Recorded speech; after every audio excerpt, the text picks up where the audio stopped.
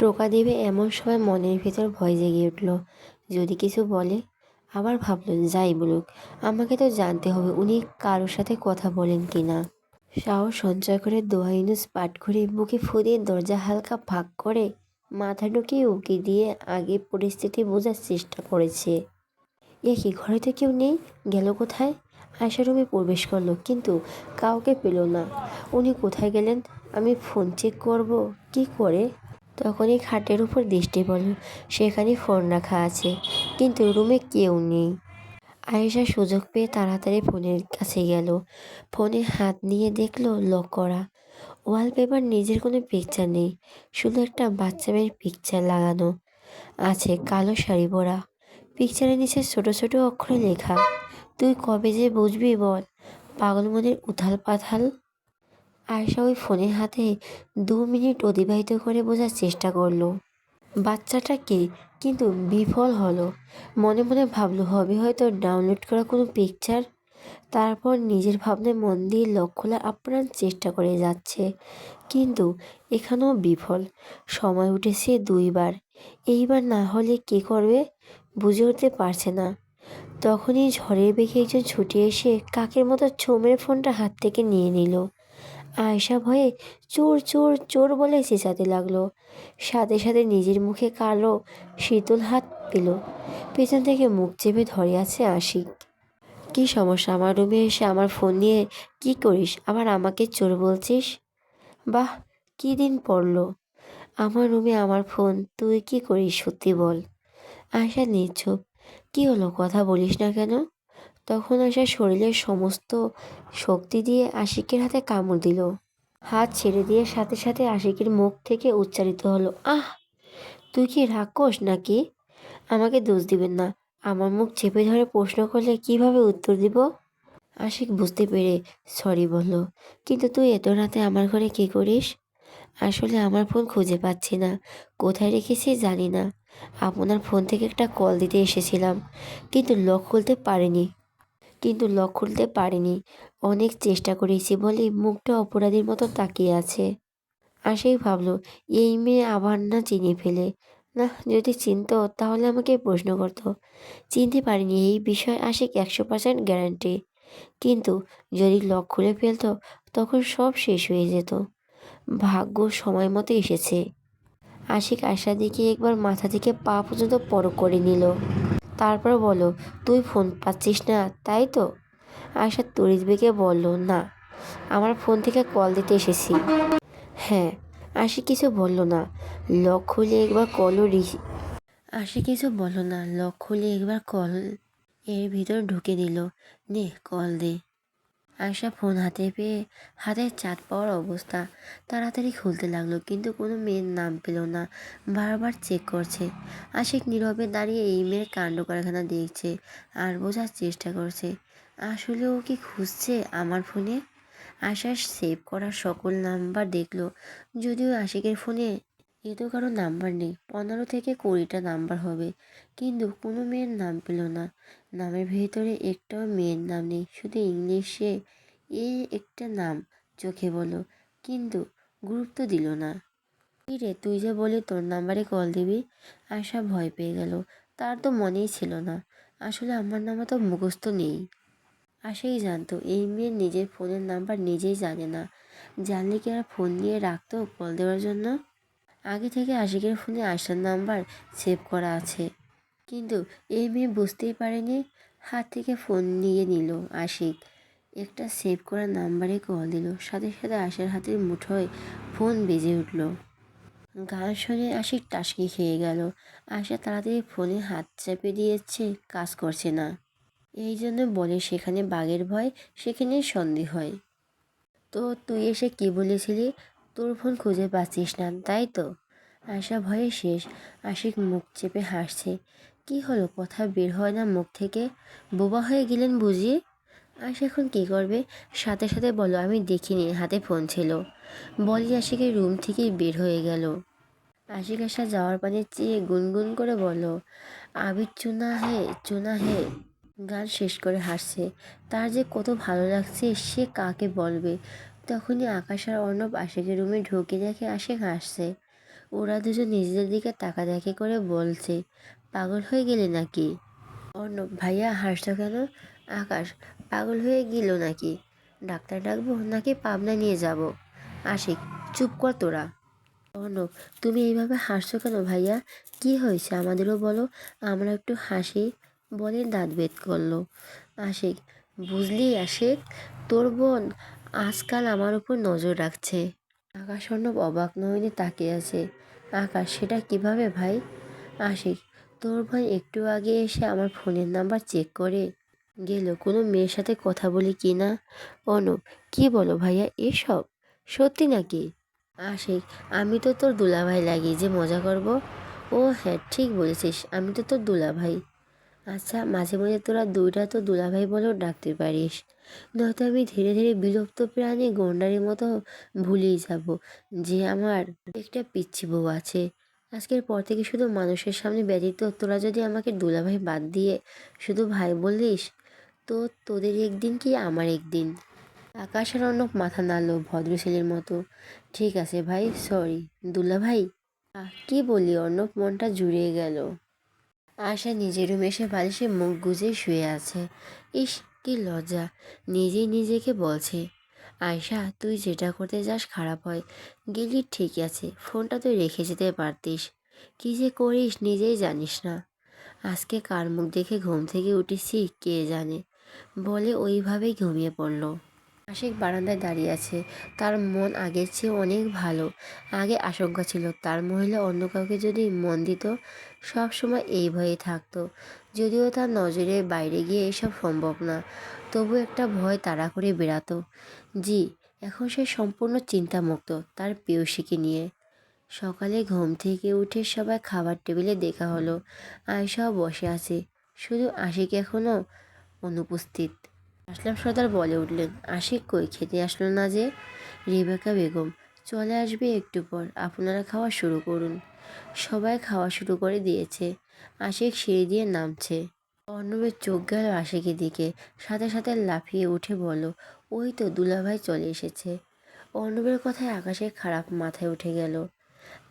আশিক এখন সিঁড়ি দিতে পা দিবে নাকি অর্ণবের মুখে বুঝে উঠতে পারছে না। সবাই অর্ণবের হঠাৎ এই আচরণে অবাক নয়নে তাকিয়ে আছে। আসলাম সর্দার, তুমি কি বললে আশিককে? অর্ণব এতক্ষণ বুঝে উঠল সে কিভাবে হাটে হাড়ি ভেঙে দোকানের মুখের সামনে দাঁড়িয়ে আছে। এখন উত্তর দিবে কি? ওই কিছু না তো বড় আব্বু। মনিউল সর্দার, আমি শুনতে পেলাম তুমি আশিককে দুলা ভাই এরকমই ডাক দিলে। জিশান সর্দার, হ্যাঁ ভাইজান, তুমি ঠিক বলছো, আমিও তাই শুনলাম মনে হয়। অর্ণব ঘাবড়ে গেছে। সাথে সাথে আকাশ বলে উঠল, কে বলছো তোমরা? অর্ণব বলেছে, দেখো ভাই চলে এসেছে। দুলাভাই না, আশিকও এসে বলো, কী সব বলছো তোমরা? আর ও আমাকে দুলাভাই ডাকবে কেন? বাড়ির মহিলা নিবিড় দৃষ্টি আকর্ষণ করে বোঝার চেষ্টা করছে। অবশেষে রিহান বেগম বললেন, আপনারা কি শুরু করেছেন? খাবার টেবিলে মাছের বাজার বানিয়ে ফেলছেন।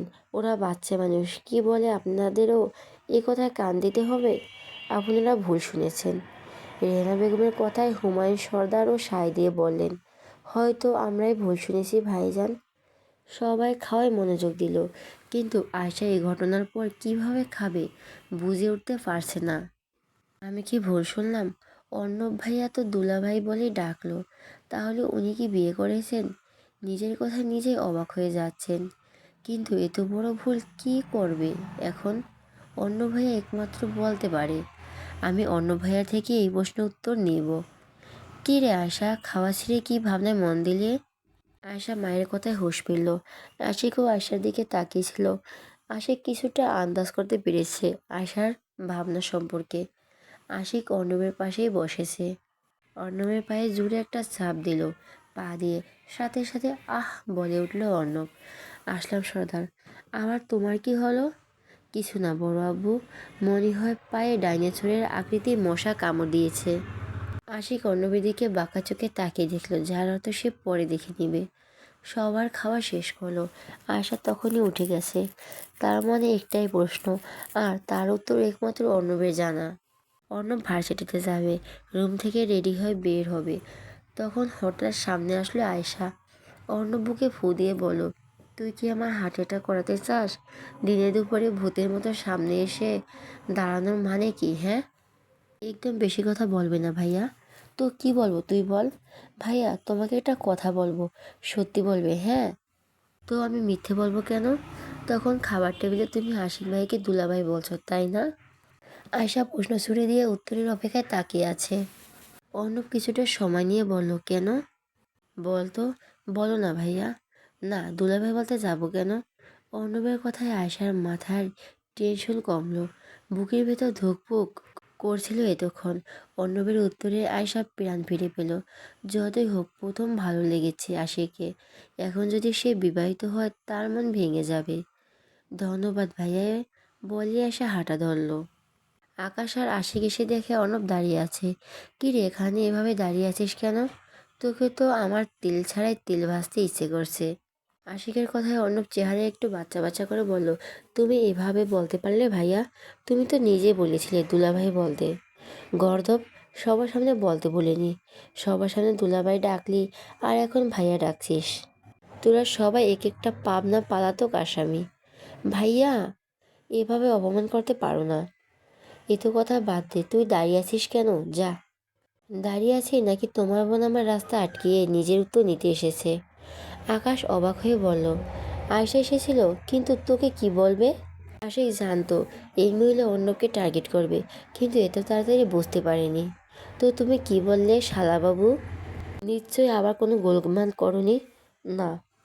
তোমরা কি বলছো আমি কিছু বুঝতে পারছি না, আমাকে একটু বলো।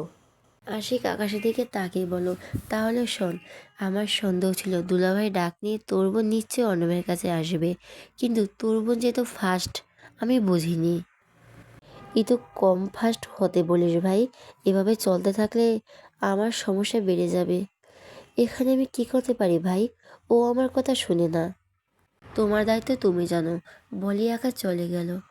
আশিক বাইরে এসে দেখে আগে থেকে মহারানী দাঁড়িয়ে আছে।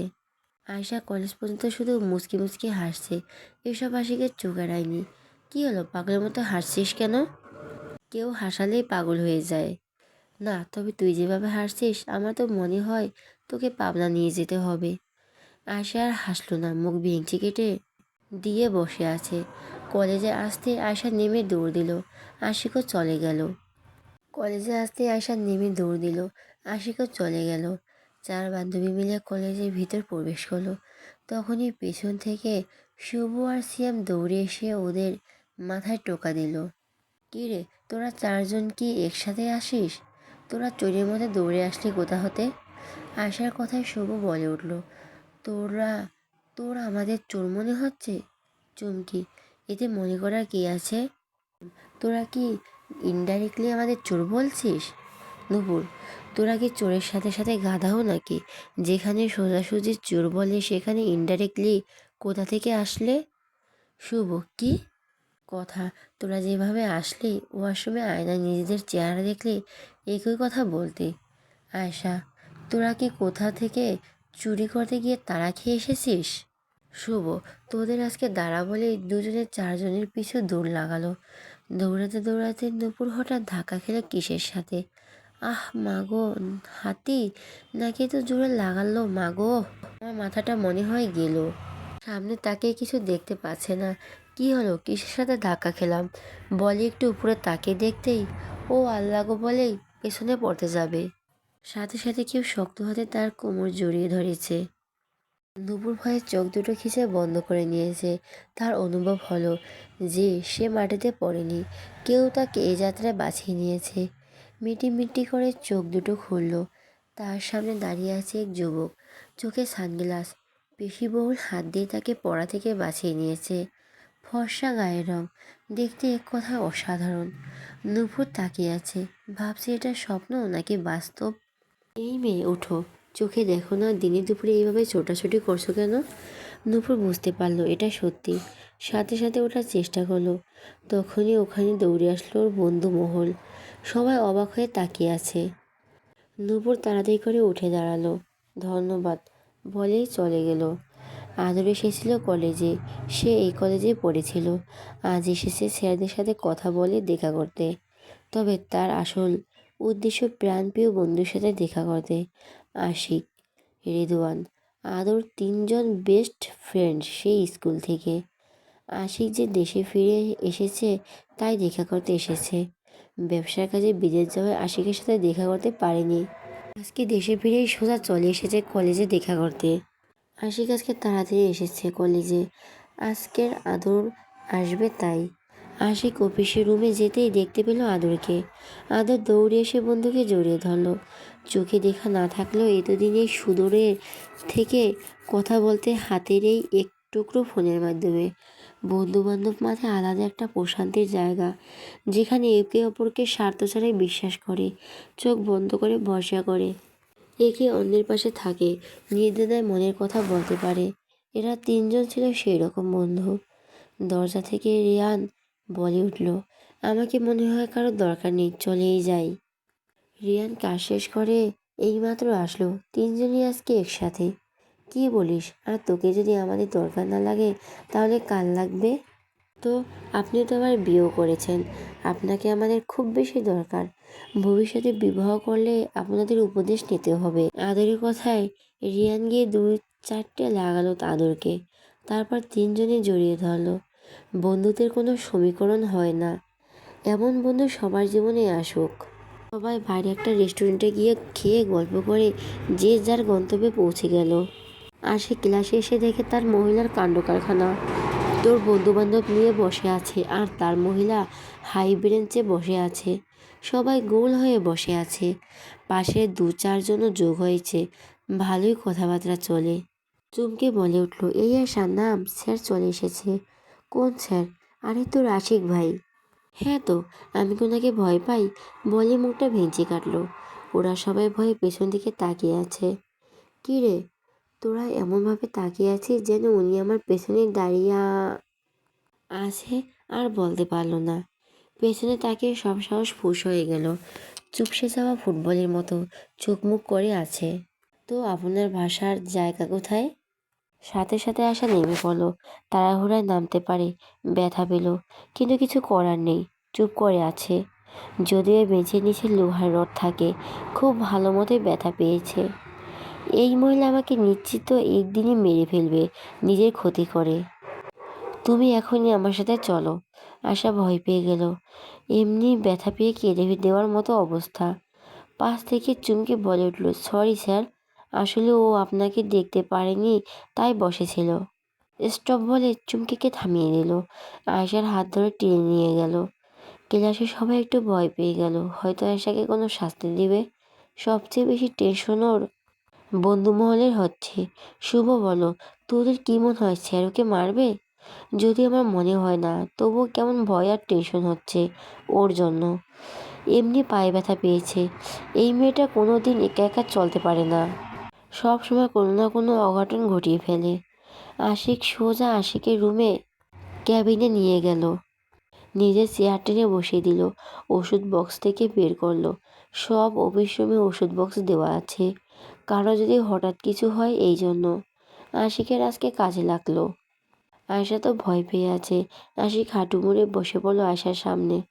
আশিকে বসা দেখে আয়শা অবাক হলো। আয়শা মনে করেছিল কিন্তু কিছু কথা শোনাবে বা কোনো শাস্তি দিবে, কিছু বলতে যাবে, তার আগে আশিক আয়শার পা নিজের হাঁটুর উপরে রাখলো। আয়শা যেন স্বপ্ন দেখছে। সুন্দর করে পরিষ্কার করে ওষুধ লাগিয়ে ওয়ান টাইম ব্যান্ডেজ করে দিল। এ পর্যন্ত একটাও কথা বলেনি আশিক। একটা ব্যথার ওষুধ খুলে বলল, হাকর। ব্যথার ওষুধ খুলে বলল, হাকর। আয়শা মুখ খোলার সাথে ওষুধ দিয়ে পানি খাইয়ে দিল নিজের হাতে। আয়েশা আশিকের ব্যবহার বুঝে উঠতে পারছে না। ওষুধ খেয়ে আবার হাত ধরে নিজে গেল ক্লাসরুমে। সামনে গিয়ে হাত ছেড়ে দিল। ক্লাসে যা, চুপ করে বসে থাক, একটা কথাও যেন মুখ দিয়ে না বের হয়, যা। আয়শা নীরব দর্শক হয়ে শুনে আগে আগে ক্লাসে ঢুকে সোজা ওর জায়গায় গিয়ে বসলো। আর আশিক পেছনে। আয়শাকে দেখে ওর বান্ধবীরা একটু হস্তি পেল। কী রে, স্যার তোকে কিছু বলেছে? কোনো শাস্তি দিয়েছে? নুপুরের কথা আয়শা বলো, না, উনি আমাকে কিছু বলেনি। চমকে, কি বলিস, কিছু বলেনি? অবাক হয়ে বলল। সবার চেহারা চিন্তার ভাঁজ পড়ল। এইভাবে নিয়ে গেল অথচ কিছুই বলেনি তোকে? না, বলে সব কথা বলল। সবাই চিন্তামুক্ত হলো। ক্লাস করলো চুপচাপ। আশিক বের হওয়ার পর সবাই ওর দিকে তাকিয়ে আছে, আর সবার মনে প্রশ্ন, কিছু বলল না। এখন শুভ বলল, তোকে যে বুদ্ধিটা দিয়েছিলাম কাজ করতে পেরেছিস নাকি তাও পারিসনি? আয়শা রেগে বলল, তোদের কথা শুনে আমি গেছিলাম, খুঁজে দেখছি কোনো মেয়ের নাম্বার নেই, শুধু মাঝখান থেকে আমি ধরা পড়ে গেছি। সিয়াম, কিভাবে? আয়শা, ওনাকে বলেছিলাম আমার ফোনটা খুঁজে পাচ্ছি না, তাই একটু ফোনটা দিবেন। কথা, হ্যাঁ, এতে সমস্যা কি হলো? আয়শা, কারণ ফোনটা আমার হাতে ছিল, কল দেওয়ার পর আমার হাতে বেজে উঠল, ফোনের সাথে সাথে আমার ইজ্জতেরও 12টা বাজলো। সবাই এক দফা হেসে ওর বুদ্ধির তারিফ করলো। এই বুদ্ধি নিয়ে প্রেম করতে চায়? ক্লাস শেষে আশিক ওকে বাড়িতে পৌঁছে দিল। পুরো রাস্তা কোনো কথা বলেনি, যদিও আশির একটু খারাপ লাগলো আশিকের মন খারাপ দেখে। আশিক অফিসে গিয়ে ওয়াশরুমে ঢুকে পড়লো। অনেকক্ষণ যাবৎ চোখ মুখ ধুয়ে ফ্রেশ হয়ে বের হলো।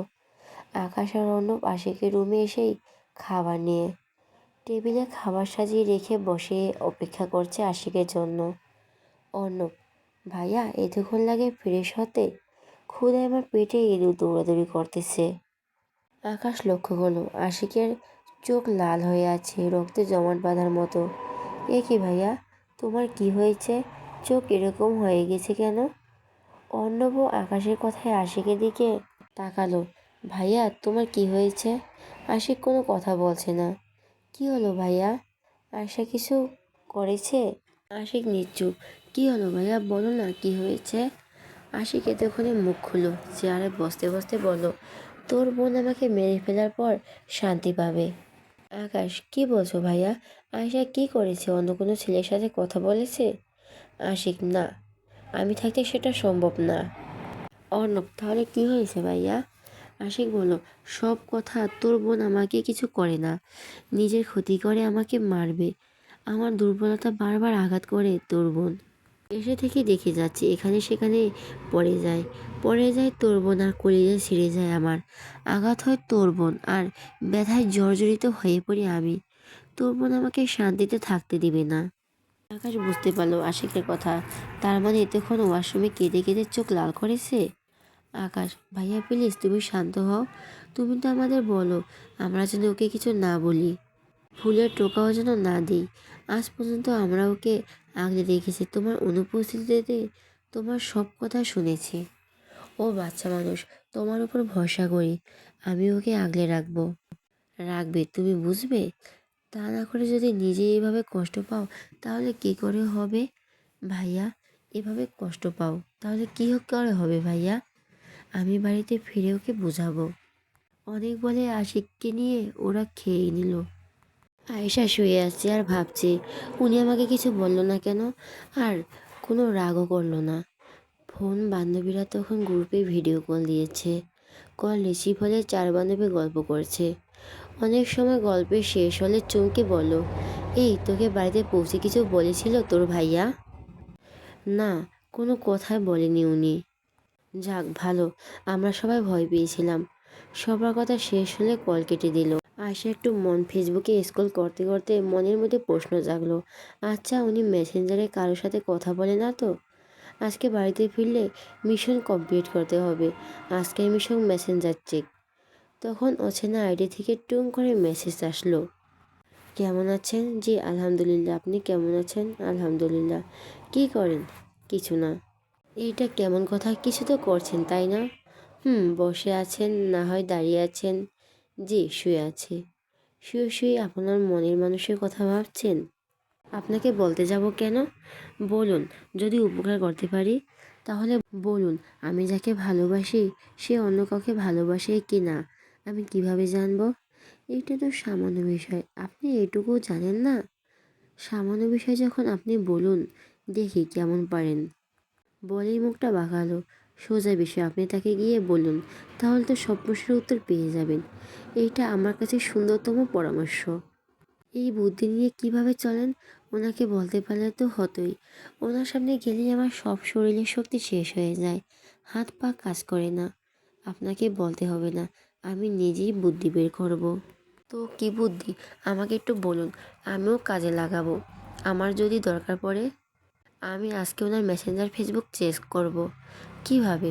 আপনি না বললেন ওনার সামনে যেতেই পারেন না? তো কি হয়েছে, লুকিয়ে লুকিয়ে যাব? ঘুমিয়ে গেলে যাব? কে বলছেন এত রাতে আপনি ওই ছেলের বাড়িতে যাবেন? ওনার বাড়িতে যাওয়ার কি আছে? আমরা তো এক বাড়িতেই থাকি। কি? আপনাদের বাড়িতে থাকেন মানে কি? নাকি আপনার কাজিন? জি, উনি আমার বড় আব্বুর ছেলে। বাহ! আপনাদের প্রেম কাহিনী তো দারুণ। এখনও প্রেম হয়নি, আমি তো শুধু ওনাকে ভালোবাসি, উনি আমাকে ভালোবাসেন না। অচেনা ব্যক্তি ঠোঁট বেঁকে একটা হাসি দিল। মনে মনে বলো, তাহলে আমি একটা চান্স নিতেই পারি। ওহ, চেষ্টা করেন দেখেন কি হয়। হুম, বলি আশা ফোন রেখে দিল। কি মনে করে আবার ফোনটা হাতে নিল। ফেসবুকে সার্চ করলো আশিক নামে, কিন্তু অনেক আইডি কীভাবে খুঁজবে, তাও সময় নিয়ে খুঁজে দেখলো নেই। উনি হয়তো এই নাম দেয়নি, কিন্তু কিভাবে জানবো ওটা ওনার আইডি? উফ, কী যে করি। তখন মনে পড়লো রাতে চেক করার সময় একবার ফেসবুক আইডি দেখে নিব। নিজের বুদ্ধির তরফ করছে। বাহ আয়শা, তোর বুদ্ধি দিন দিন বেড়েই হচ্ছে। হতেই হবে, মাস্টার মশাইকে ভালোবাসতে হলে তো তার মতোই বুদ্ধির দরকার। বলেই একটু লজ্জা পেল। বিড়বিড় করে অনেকবার আওড়ালো, মাস্টার মশাই। অনেকদিন কোনো উপন্যাস পড়া হয়নি, তাই একটা উপন্যাসের বই বের করে পড়তে লাগলো। আশিক তার মহিলার কাণ্ড আগেই দেখে নিয়েছে, ফ্রেন্ডের সাথে কথা বলেছে। হঠাৎ চোখে পড়ল অচেনা একটা আইডি, যেখানে কোনো নাম নেই। চোখ রক্তলাল হলো। তুই আমি ব্যতীত কারোর সাথে কথা বলার সাহস কী করে দেখাতে পারিস? এই সাহস বা অধিকার আমি কাউকে দিব না। রেগে আইডিতে টাচ করে এসএমএস পরে দেখে হাসলো। আর রাগ নেই, কাকেই বা রাগ দেখাবে? যে মেয়ে তার প্রেমে পড়ে হাবুডুবু খাচ্ছে, তাকে নিয়ে সারাদিন ভাবে। এতবার তার নাম সার্চ করে ভরে ফেলেছে তার মহিলা। মনে মনে মুচকি হাসলো আর বলো, তো আপনার মিশনের জন্য প্রস্তুত হন ম্যাডাম, আমি সব সময় রেডি আছি। আকাশ রুমে ঢুকে দেখতেই বলো আশিক হাসতেছে ফোন দেখতে দেখতে, কিন্তু কিছু বুঝতে পারছে না। আজকাল কি করে না না করে, দুপুরে কি করলো আর এখন হাসছে। ভাবনা থেকে বেরিয়ে প্রশ্ন করলো, ভাইয়া তুমি হাসছো কেন? আশিক ফোনটা রেখে বলো, কিছু না। তাহলে হাসছো কেন? দুপুরেই তো কি করলে, এখন আবার হাসছো? যে দুপুরের জন্য দায়ী ছিল সেই এখনোর জন্য দায়ী। মানে আশা কে করলো? তুই বোন আর বোনের প্রেমিকের ভিতর প্রবেশ করতে চাইছিস? না, তাহলে আমাকে অন্য সময় বলবে না। তোমাদের দুজনের মাঝে আমি ঝুলে আছি। এক প্লেট ভাতের ভিতরে একটা পাথরকুচি হলাম আমি। আশিক হাসতে হাসতে বলো, মন খারাপ করিস না। তোর বোনের মিশন যদি আমি তোকে বলেই দেই, তাহলে কী লাভ বল? আমি শুনতে চাই না ভাইয়া, তোমার যা ইচ্ছে তাই করো, আমাকে তোমাদের মাঝে ডাকবে না। বলি আকাশ চলে গেল। আশিক হাসতে হাসতে ভালো মনে কাজ শুরু করলো। আশা প্রতিদিন এসে বসে থাকে ড্রয়িং রুমে আশিকের আসার সময় হলে। বাড়িতে বাকিরা বুঝতে পারে না যে মেয়ে সারাদিন উপন্যাসের বই নিয়ে পড়ে থাকে ঘরে, সেই মেয়ের কী হলো। ওর মা তো প্রশ্ন করে বসলেন, তোর কি হয়েছে, উপন্যাসের বই শেষ হয়ে গেছে পড়া? আগে তো ঘরে বাইরে বেরই হতি না, নিমন্ত্রণ কার্ড পাঠিয়েও আনা যেত না। তোমার কাহিনী কি? আর বই শেষ হওয়ার সাথে সাথে তো বাড়ি মাথায় তুলো নতুন বই আনার জন্য। তাহলে কি হয়েছে? উপন্যাসের ভূত কি আমার মেয়েটার মাথা থেকে চলে গেল? বলে একটু স্বস্তি পেলেন। মা, আমি কি এমনি এমনি বের হতে পারি না নাকি সবসময় এমন করো? রেহানা বেগম, আহা, মেয়েটার সাথে তুই কেন লাগে জেসমিন? তখন বাড়িতে সবাই আসলো। আশার চোখ দুটো শুধু একজনকে খুঁজে যায়। আশিক ভেতরে আসলো। উপরে উঠতে উঠতে আশার দিকে এক নজর তাকালো। তারপর মাকে বলল, মা, এক কাপ কফি দিবে? দিচ্ছি, তুই যা ফ্রেশ হয়ে নে। আশা আশিকের দিকে থেকে চোখ ফিরিয়ে নিল। আশিক নিজের রুমে চলে গেল। রেহানা বেগম কফি নিয়ে উপরে যাচ্ছিলেন, তখনই আসলাম সর্দার ঘর থেকে ডাকলেন, রেহানা কোথায় তুমি? আসছি বলে সামনে আশাকে দেখতে পেয়ে বলল, এই কফিটা একটু আশিকের ঘরে দিয়ে আসতে পারবি? আয়শা বলল, হ্যাঁ বড় আব্বু, পারবো। বলি কফির কাপটা হাতে দিল। দেখিস, পড়িস না, সাবধানে যাবি। বলেই চলে গেলেন নিজের ঘরে। আশা আশিকের দরজার সামনে এসে দাঁড়ালো। আশিক ভাই, ভেতরে আয়। আশিকের কথায় আশার হাত পা কাঁপাকাঁপি শুরু করে দিয়েছে। ধীরে ধীরে রুমে গেল। আপনার কফি। এই খাটের উপর বসে ল্যাপটপে কাজ করছিল। টেবিলের উপর রাখ।